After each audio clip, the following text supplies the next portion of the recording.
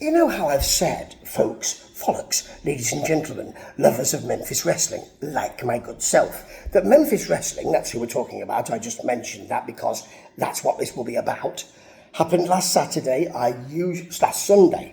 usually leave it late, and I have this week as well. I've said in the past how well they use their guests. This week, they've got Hall of Famer Tony Atlas, who's still got the guns going, and he's game.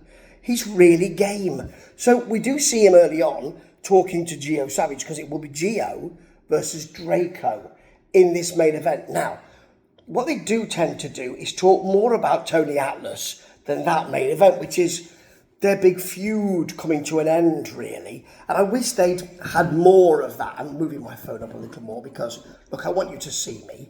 Of course I do. So I wanted more of that. But Tony, doing his little speech with King Cobra there, of course, to Gio Savage is lovely. He gives a big hyped up rap to him. It's not just, hey, have a good time, really respect what you're doing, see you later. It's more than that. He gives really good value for money, does Tony. He also will be not just out before the main event, he will commentate on the main event, and he will be involved in the main event. And somebody who made a point said, well, he got involved, maybe it should have been a DQ win for Draco. Yeah, maybe it should have been. More of that in a minute. Let me just say that they are keeping this Terrence Ward heel turn beautifully simmering, because again, he's cheesed off there with Pete Pranica. Pete Pranica gets right on his nerves. And also, Dustin, he wants to big up the LA Hustlers, for instance, who are involved in the tag team match with Too Cool 2, who are facing the O'Neills. Why the O'Neills? The LA Hustlers are your number one contenders. So, yeah, although they are facing, now I've got a bit of hair in my mouth there. See, this tash is getting a bit big, but it is being looked at and cut tomorrow. So let's talk about that match. So you've got Tim Grind mocking Devon O'Neill's size. No, you don't need to do that, Tim. It's kind of going, but Devon's actually taken some weight off. And even if he hadn't, no need to do it, Tim. No need to do it. The champs get a double back elbow, which is followed by a leg drop, which is very nice. Devon gets a huge clothesline. Yeah, take a bit of that, son. And then Stephen gets a back elbow. Out come the LA Hustlers to take the titles. And Too Cool 2, the champs, take the opportunity or make the decision to follow them. They don't just say, oh, it's okay, leave it because we can get the titles back later. I'll call King Cobra and security and we'll get the titles back. No, they go after them, kind of wondering whether they should follow them into the bad guy dressing room. They get there and they're sort of, shall we go in? And they get counted out. So the O'Neills now have a DQ victory against the tag champions on their resume, on their win-loss record. And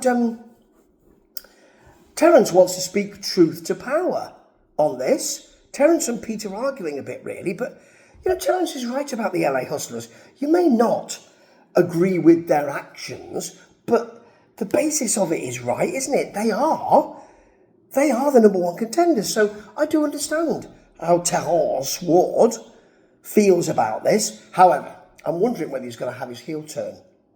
I'm wondering when he's going to get involved in a match. Maybe he won't, but I tell you what, he's doing some bloody good work until then, because he really is disgruntled and he keeps it going for the whole hour. Okay, first of all, we've got Mike Anthony, who I love. I love his work so much. He is a seller par excellence, and he will be selling wonderfully against Colton Cage for the Internet title, because Colton gets an awful lot of offense in here. Colton bails immediately because Mike can seem quite intense, can't he? And then Mike goes over the top rope, I think it is, to try and get Colton, and lands strangely and tweaks his knee. He said, patting his knee, yes. By the way, Joe Hendry's will be coming. I believe he's coming, and I do believe that because I saw the graphic.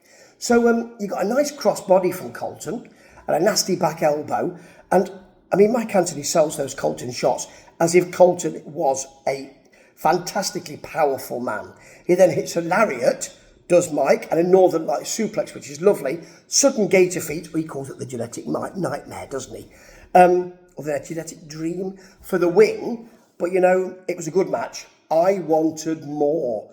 Terrence does big up Colton, seems a bit cheesed off, and I wanted more of that fight, because actually, I thought it was pretty good.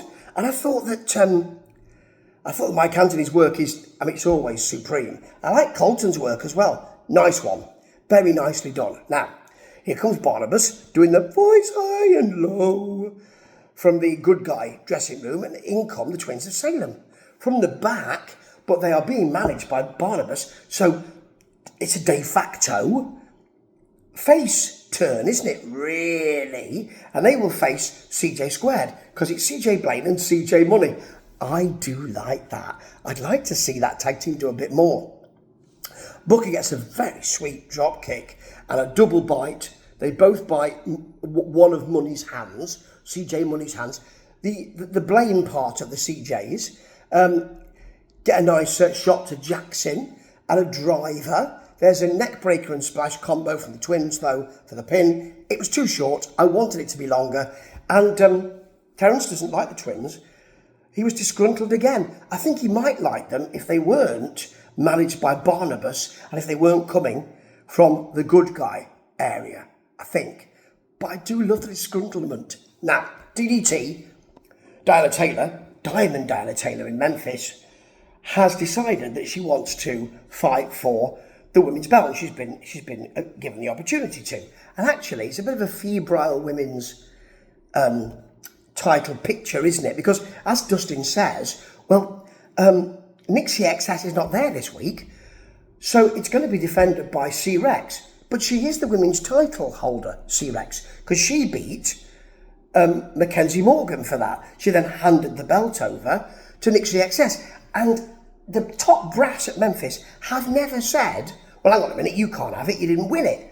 They could just say that, couldn't they? They haven't. Maybe they are out doing something else, playing golf or having some kind of, I don't know, a big lunch, maybe, maybe a big burger joint like Sonic Burger that's always being advertised on Memphis Wrestling. Maybe. But the burgers may be delicious, but maybe you should do a little bit of work while you're eating your burger and say, we can't give Nixie XS that title. So C-Rex, by virtue of Nixie XS not being there, is actually defending her title. So it's got some purity to it.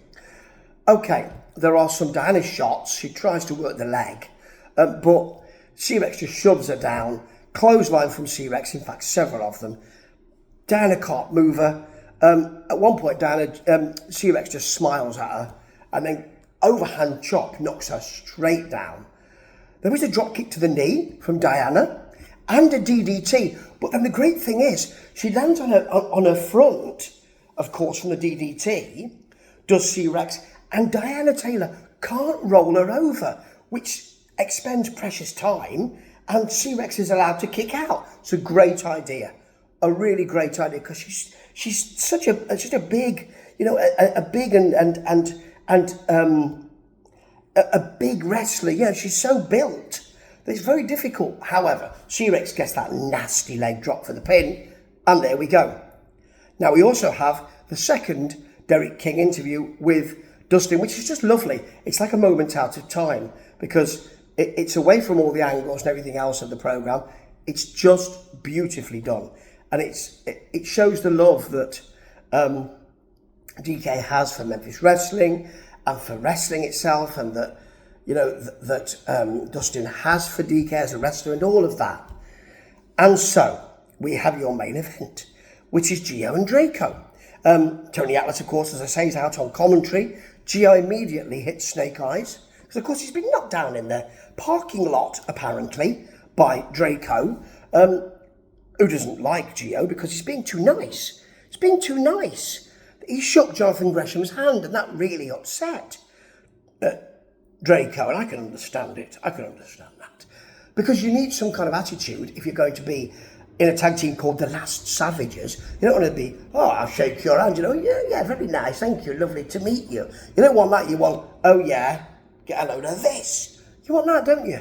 I can understand that. So anyway, Gio then he runs into the ring post and hurts his arm, which he sells throughout the match. It's beautifully done, actually. Draco gets a takeover, pulls his arm around the ring post, works the arm, doesn't put it around the wing post, it's the ring post, works his arm nicely. I like the way that Draco's got the arm bar, and Gio tries to roll him into a cover, and then, or a pin, should I say, from the cover, then thinks that's not going to work, lifts him up and dumps him. That's going to take an enormous amount of pressure, and it's going to hurt the arm as well. He then uses the good arm, so yeah, he's still working it, to hit a clothesline and a reverse DDT. Out comes Draco thinking, I need a bit of help here, grabs a chair. Of course, that allows Atlas to get up from the commentary booth, or rather, the desk, capital D, and take the chair from him, then hit a clothesline, which is blooming meaty, and Gio gets the Death Valley driver for the pin.